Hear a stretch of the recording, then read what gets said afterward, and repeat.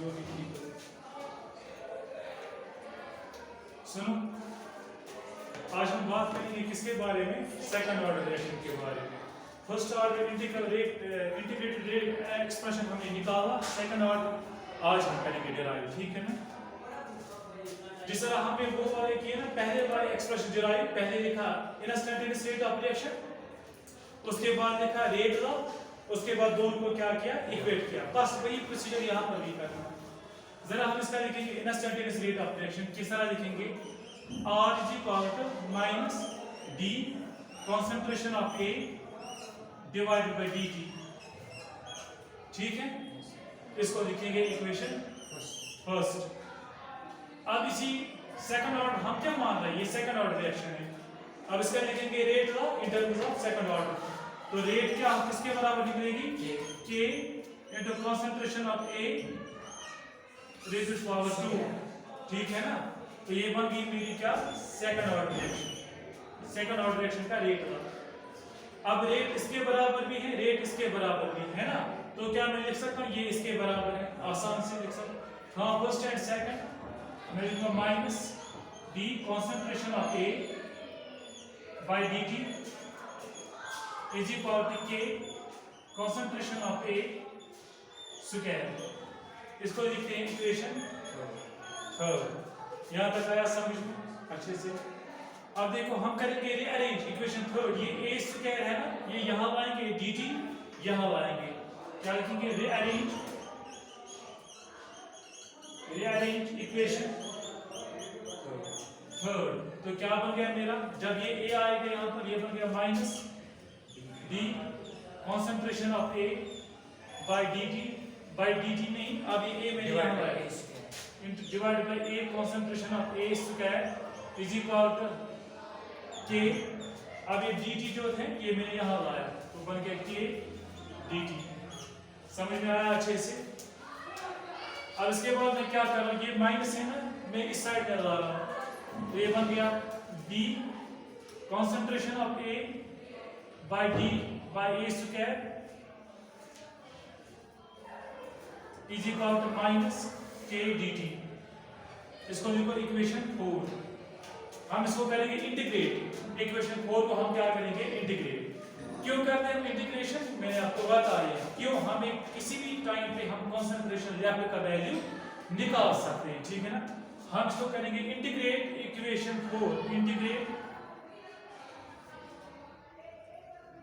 Equation 4, ठीक है? अब मैं यार दूसरा स्टेप नहीं लिखूंगा, मैं इसी को इंटीग्रल लगाऊंगा, ठीक है ना? इसी को मैंने लगाया इंटीग्रल। आप नया स्टेप लिख लो, मैंने इसी का किया, ठीक है? कहां से करेंगे इंटीग्रेशन? जिस तरह सारे रिएक्शंस में करते थे हम, C0 से लेकर C तक, 0 से लेकर T तक। यहां तक आया समझ में? अब इसकी डिफरेंशिएशन dA/a स्क्वायर, इसकी डिफरेंशिएशन होती है 1 डिवाइड बाय माइनस a। इस तरह से हम लिखेंगे, इसका इंटीग्रल इस तरह होगा 1 divided by a minus 1 divided by a, ठीक है ना? और लिमिट्स कहां से? C0 से लेकर C तक। समझ में आया? डिफरेंशिएशन dA/a स्क्वायर की डिफरेंशिएशन क्या होती है? 1/a, और उसके बाद इसके लिमिट्स देने हैं कहां से? C0 से लेकर C तक। यहां तक आया समझ में? इज इक्वल टू माइनस यहाँ पर k। अब dt की डिफरेंशिएशन क्या होती है? t, फिर t को देने हैं लिमिट 0 टू t तक, तो इसकी डिफरेंशिएशन होती है t, इसको लिमिट दे दो फ्रॉम 0 से t तक। समझ में आया? अब यहाँ पर ध्यान दे दो, अब हमें a को देना है ये वैल्यू, एक बार c, दूसरी बार क्या देना है? C0। तो बन गया higher limit minus lower limit. तो क्या बन गया? Minus 1 divided by c minus 1 divide by, अब a को ये वाला देना है C0। समझ में आया? सॉरी, हायर लिमिट यहाँ पर है c, यहाँ पर है C0, है ना? हायर लिमिट a को दिया c minus 1 divide by C0 is equal to minus k।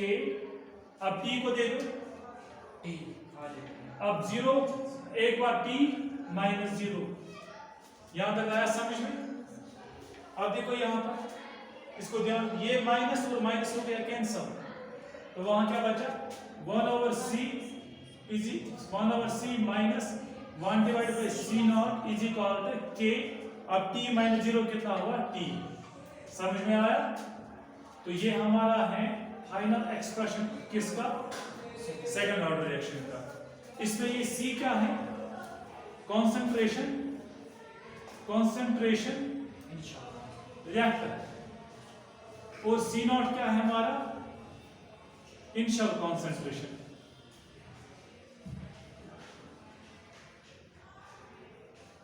Initial concentration समझ में आया? अब जरा यहां ध्यान दे दो, ये c नॉट है ना -1/c0, इसको मैं यहां लाता इज इक्वल टू के, यहां से ये बन जाएगा ना प्लस c0, तो ये बन गया 1/c is equal to kT plus 1/c0। समझ में आया यहां तक? जरा इसको ध्यान दे दो, जरा ये कौन सी इक्वेशन बन गई? y, ये क्या है यहां पर हमारा mx, ये है mx और ये क्या है प्लस c। तो इसका ग्राफ किस तरह आएगा? ग्राफ किस तरह आएगा इसका? ये यहां से y 1/c, ये हमारा x है यहां से t टाइम, ठीक है, और ये हमारा इंटरसेप्ट है 1/c0, यानी कि ऑरिजिन से स्टार्ट नहीं हो रहा है, और स्लोप भी क्या है हमारा पॉजिटिव, तो ऊपर की तरफ आ जाएगा इस तरह से, ठीक है। तो हमारा ये जो ये एंगल है ये हमें क्या दे देगा? स्लोप, ठीक है ना, स्लोप किसके बराबर है? k के बराबर, स्लोप है ना k के बराबर। और ये जो इंटरसेप्ट है 1/c, ये क्या हुआ हमारा? ये हुआ इंटरसेप्ट, इसका वैल्यू कितना है? 1/c0। समझ में आया? तो ये हमारी थी कौन सी? फर्स्ट सेकंड ऑर्डर रिएक्शन का एक्सप्रेशन। इंपॉर्टेंट ये है, ये आप याद रखो, ठीक है ना, क्योंकि हमें फर्दर काम इसी एक्सप्रेशन से करना है, ठीक है। अब हम निकालेंगे half life period of second order reaction. What is, क्या होता है half life period of second order reaction? Time required to complete half of the reaction. Half of the reaction को कितना टाइम लगेगा कंप्लीट होने में, उसी को क्या कहेंगे? Half life period. आप लिखो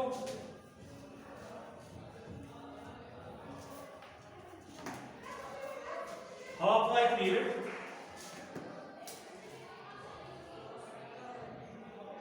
half life period of second order reaction.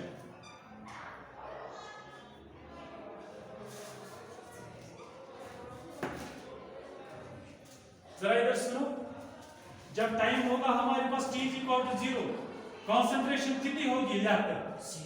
वो होगी ना c0 के बराबर, सारा रिएक्टर होगा, ठीक है ना। जब टाइम हमारा होगा, जब टाइम हमारा होगा t हाफ, आधा टाइम हुआ होगा, कंसंट्रेशन कितनी रिएक्टर? वो होगी ना जितनी थी उसका आधा, है ना, वो होगी c0/2 के बराबर, ठीक है।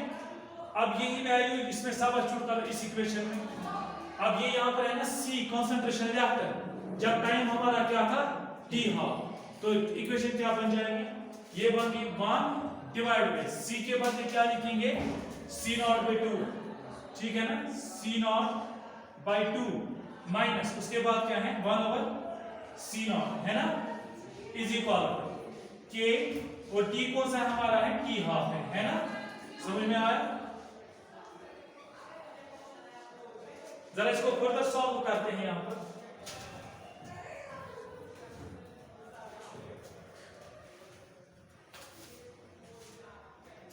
अब देखो यहां पर इसको देखो, इसको मैं रेसिप्रोकल करता हूं, इस पोर्शन को क्या मैं करता हूं? रेसिप्रोकल। ये 2 आ जाएगा यहां पर, c0 आएगा अपनी जगह, है ना। ये क्या बन गया? 2 divided by c0 minus 1 divided by c0 is equal to k t half. यही बन गया बेटी। अब देखो, अब इसका करेंगे क्रॉस मल्टीप्लिकेशन। 2 into c0 कितना हुआ? 2c0, 2c0 minus c0 into 1 कितना हुआ? c0 divide by c0 into c0 कितना हुआ? c0 square, c0 square is equal to k t half. समझ में आया? अब 2c0 माइनस 1c0 कितना बचा वहां पर? 2c0 से निकालेंगे 1c0, तो बन गया c0 divided by C not square is equal to K T half. समझ में आया? अब देखो ये सी नॉट ऊपर वाला और स्क्वायर खत्म हो गया क्योंकि ये सी नॉट स्क्वायर है ना, ये सी नॉट इंटू सी नॉट, एक सी नॉट में खत्म हो गया ऊपर वाले। तो यहाँ क्या बचा 1 divided by C not is equal to K T half. अब देखो ये के इसको मल्टीप्लिकेशन में, ये यहाँ किस में आ जाएगा डिवाइड में, तो टी हाफ किसके बराबर निकला 1 divide by C not into K. समझ में आया अच्छे से? क्लियर बात? तो half life period of second order reaction is equal to 1 divided by C not into K. Clear बात यहां तक? जरा आप एक रिलेशन डिराइव करते हैं, एक फंडामेंटल रिलेशन डिराइव करते हैं, ठीक है ना, जिस तरह हमने हाफ लाइफ पीरियड का एक कॉन्सेप्ट से डिराइव की। अब टी हाफ हर किसी रिएक्शन का एक कॉन्सेप्ट से डिराइव करते हैं। चलो यहां ध्यान दे दो, जब हमने पढ़ी जीरो ऑर्डर रिएक्शन, उस वक्त हमारा ये टी हाफ कितना आया था? टी हाफ आया था directly proportional concentration, initial concentration is power ऊपर। हां दे देंगे ना अभी किसका? अरे बात का नहीं आपका है कि ज़ूलॉजी या बॉटनी का? ज़ूलॉजी आई है, बॉटनी में आज पता नहीं, आज नहीं है, टाइम टेबल नहीं है, बॉटनी नहीं है। हेलो वहां पे इतना मैम है, यही आया ना। हां अब देखो जब हमारा आया था first order reaction, T half किसके बराबर निकला था? इधर proportional C not square, C not raise power 0, anything raise power 0 is equal to 1, यानी कि कौन वो आया था ना इंडिपेंडेंट ऑफ इनिशियल कंसंट्रेशन 1 के बराबर आया था ना। अब हमारा सेकंड ऑर्डर देखो, सेकंड ऑर्डर उसमें टी हाफ किसके बराबर आया? आप यहां ध्यान दे दो, इधर देखो ये 1 और के है ना कांस्टेंट, मैं लिख रहा हूं कांस्टेंट के बदले में डाल रहा हूं डायरेक्टली प्रोपोर्शनल, के में नहीं लिख रहा हूं मैं, इसको इस तरह लिख सकता हूं T half is directly proportional 1 divided by C not लिख सकता हूं। अब सी नॉट का पावर जिसका कुछ पावर उसका पावर 1 होता है। अब एक प्लस पावर को मैं ऊपर कर रहा हूं, ये क्या बन जाएगा? T half is directly proportional C not raise power -1, ये आया ना। तो सेकंड ऑर्डर का क्या आता है? सी नॉट रेज पावर -1 है ना। अब जरा इसको ध्यान दे दो, अगर मैं इस 1 को इस तरह लिखूंगा जीरो ऑर्डर के लिए 1 माइनस अगर मुझे जीरो ऑर्डर का निकालना होगा 1 माइनस 0 क्या बन जाएगा? वो 1 ही आ गया ना यही। अगर जब फर्स्ट ऑर्डर का करेंगे 1 माइनस n होता है, n का मतलब कौन सी ऑर्डर आप निकाल रहे हैं, आप फर्स्ट ऑर्डर निकालेंगे तो 1 हम करेंगे 1 माइनस 1 वो आएगा ना 0, आया वही 0 यहाँ पर। अगर हम सेकंड ऑर्डर का निकालेंगे 1 माइनस n करेंगे तो करेंगे 1 माइनस 2, वो कितना आया? -1, वही आया -1 यहाँ पर। तो जरा आप इसी तरह बता, फिर थर्ड ऑर्डर रिएक्शन का हाफ लाइफ पीरियड किसके बराबर होगा?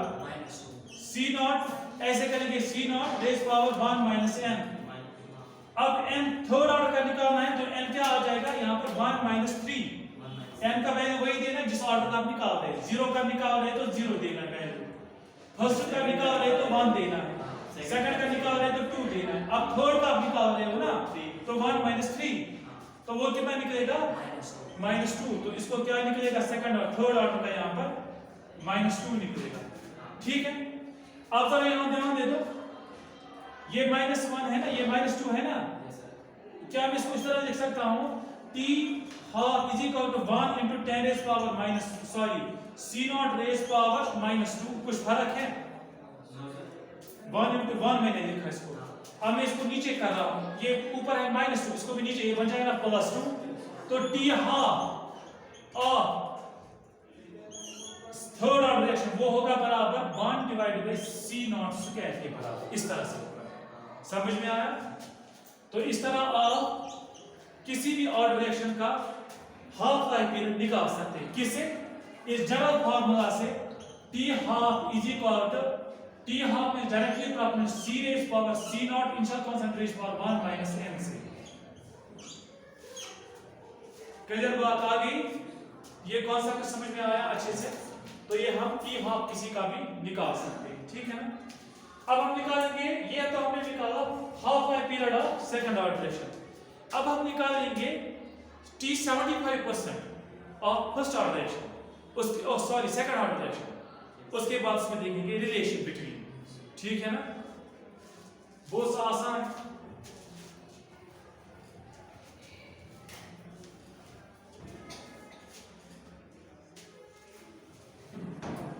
T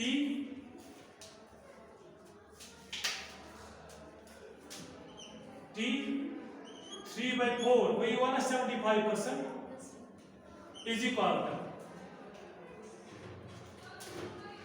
जरा यहां ध्यान दे दो, हमारे पास कौन सी रिलेशन निकली सेकंड ऑर्डर की, ये निकली ना 1/c minus 1/c not is equal to kT, ये निकला ना।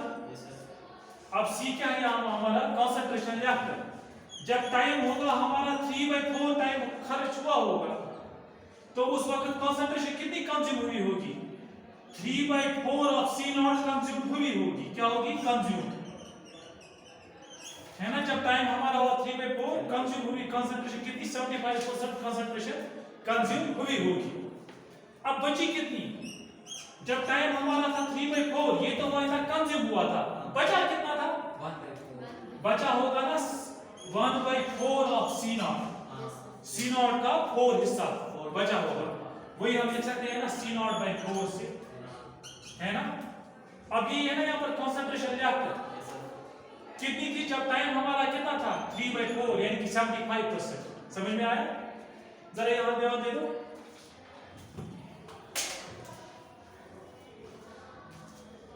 जरा मेरे बेटे ध्यान दे दो यहां पर, तो क्या बच जाएगी हमें रिलेशन 1 डिवाइड बाय कंसंट्रेशन कितनी बची हमारी जब टाइम था 3/4 c not by 4, c not by 4 minus उसके बाद अपना है 1 divide by c not is equal to k, ये टाइम कौन सा हमारा है, टाइम कौन सा हमारा 3/4 t 3/4, समझ में आया। अब देखो इसका रेसिप्रोकल करेंगे, आ जाएगा यहाँ पर, तो क्या बन गया 4 divide by c not minus 1 divide by c not is equal to k t 3/4, ठीक है। अब cross multiplication 4 into c not कितना हुआ 4c not minus c not into 1 कितना हुआ c not divide by c not into c क्या हुआ c not square is equal to k t 3/4, clear बात यहां तक।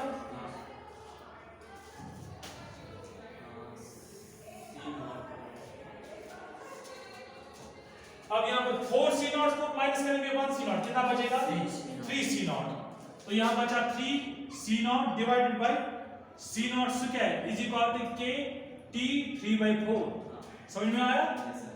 अब जरा यहां जगह ध्यान दे दो, ये c नॉट और स्क्वायर खत्म हो गया, वहां क्या बचा 3c not is equal to k t 3/4, ठीक है। अब एक k इसको मल्टीप्लिकेशन में ये आ जाएगा नीचे डिवाइड में, तो ये बन जाएगा t 3/4 is equal to 3c not into k, समझ में आया। तो ये हमारा क्या था t 75%, क्लियर बात, अच्छे से आया समझ। What is the relation between t 50% and t 75%, आप देखो हेडिंग रिलेशन बिटवीन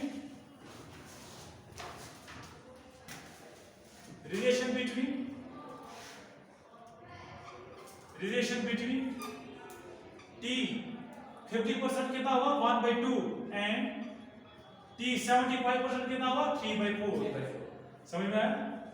आप देखो जरा बताओ t 3/4 हमें किसके बराबर निकला, वो 3c नॉट into k, यही निकला ना। अब t 50% किसके बराबर निकला 1/k c नॉट के बराबर, है ना। इसको लिखो इक्वेशन फर्स्ट, इसको लिखो इक्वेशन सेकंड, ठीक है। अब करेंगे divide equation first by second, divide equation first to second,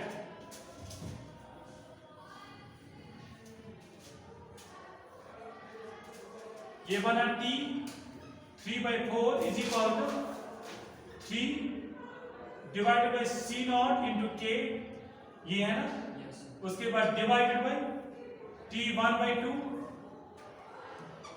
और इसको क्या है 1 divided by c not into k, ठीक है। अब देखो ये 4 डिवाइड आ गए 1 2 3 4, नीचे वाले का क्या हो जाएगा रेसिप्रोकल, ये आ जाएगा इसकी जगह, ये आ जाएगा इसकी जगह और ये 1 आ जाएगा इसकी जगह, है ना? समझाया है मैंने बार बार। तो क्या बन गया? t 3/4 divided by t 1/2 is equal to 3 into c0 multiplied by k into, जब इसका रेसिप्रोकल किया तो ये आ जाएगा c0 into k ऊपर आ जाएगा डिवाइडेड बाय 1 यहाँ पर आ जाएगा, है ना? अब देखो यहाँ पे c0 into k और c0 into k हो गया कैंसिल। यहाँ क्या बचा? 3, नीचे क्या है? 1, 3 डिवाइडेड बाय 1 हुआ 3। तो क्या बचा हमारा? उधर लिखते हैं t 3/4 divided by t 1/2 is equal to 3 divided by 1। ये हुआ ना?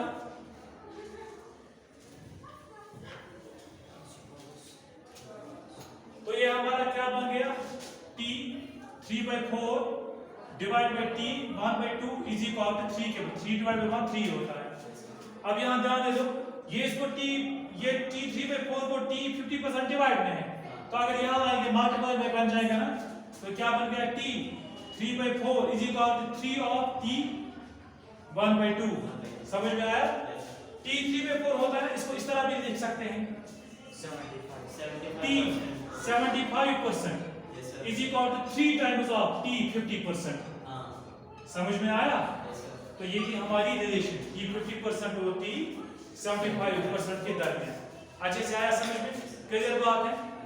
जरा मैं आपको एक क्वेश्चन डालता हूं, मुझे आप t 25% निकाल के दे दो, आएगा निकालना t 25%। जरा कैसे करेंगे t 25%? शाबाश, यस 1/4 t 25% होता है ना 1/4। देखो आपको कहां पर सोचना होता है, बाकी तो फिर मैथमेटिक्स आ जाएगा, आपको खुद ब खुद सॉल्व करना है। सोचना आपको एक जगह है, रिलेशन आपके पास ये है 1 divided by c minus 1 divided by c0 is equal to k t। जब मैंने बोला t 25% कितना हुआ? 1/4। तो यहाँ पर कंसंट्रेशन लेफ्ट कितनी होगी? 75% है ना? तो कंसंट्रेशन जो लेफ्ट होगी ना वो होगी 3/4 ऑफ c0 होगा ना? अब यहाँ पर कंसंट्रेशन लेफ्ट के बदले ये डालेंगे, क्या बन गया? 1 divided by 3 c0/4 minus 1 divided by c0 is equal to k t 1/2। अब इसका क्या हो जाएगा? रेसिप्रोकल हो जाएगा, ये बन जाएगा 4 divided by 3 c0 minus 1 divided by c0 is equal to k t half. समझ में आया? अब देखो यहाँ पर 4c0 into 3c0 माइनस हम कितना? Minus 3c0 divided by 3c0 into c0 कितना हुआ? 3c0 स्क्वायर, 3c0 स्क्वायर हुआ ना? Is equal to k t 1/2। यही आया ना? कहाँ रखा मैंने ये टेस्ट?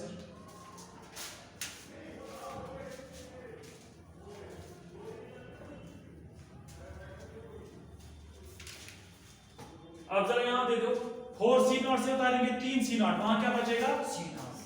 वहां बचा c0 divided by 3c0 square is equal to k t half. अब c0 और स्क्वायर खत्म हो गया, वहां क्या बचा? 1 divided by 3c0 is equal to k t half बचा ना? अब k आ जाएगा नीचे, ये क्या बन जाएगा? k यहाँ पर इंटू में है, ये नीचे आ जाएगा डिवाइड में यहाँ पर, तो t 1/4 किसके बराबर आया? 1 divided by 3c0 into k। समझ में आया? तो यहाँ पर क्या t 1/4 को किस तरह लिख सकते हैं? t 25% t 25% of second order reaction is equal to 1 divided by 3c0 into k। समझ में आया? तो ये हमारा था t 25% of second order reaction. ठीक है, क्लियर बात यहाँ तक? अच्छे से आया समझ में? चलो ये था all about the second order reaction. इंशाल्लाह कल हम बात करेंगे किसके बारे में? थर्ड ऑर्डर रिएक्शन के बारे में।